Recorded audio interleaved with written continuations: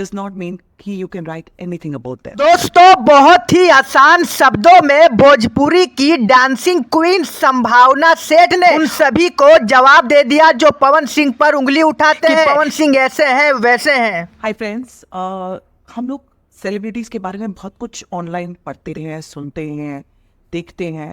यहाँ पे दोस्तों जिस सेलिब्रिटी की बात हो रही है वो पावर स्टार पवन सिंह है। देखते हैं कि ज़रूरी नहीं है जो भी आप ऑनलाइन चीज़ें देखो वो सारी सच हो।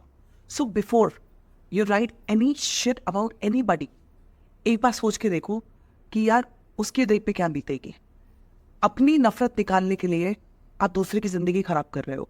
सो जस्ट बिकॉज ही और she is a celebrity, a known person, does not mean कि you can write anything about that. तो दोस्तों कितने प्यारे शब्दों में उन्होंने सभी को समझा दिया कि आप इन सभी बातों पर ध्यान ना दें।